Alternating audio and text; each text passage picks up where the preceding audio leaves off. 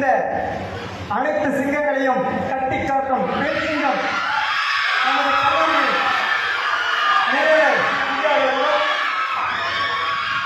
அந்த பெண் சிங்கத்தை கட்டி காக்கும் நமது முதல்வர்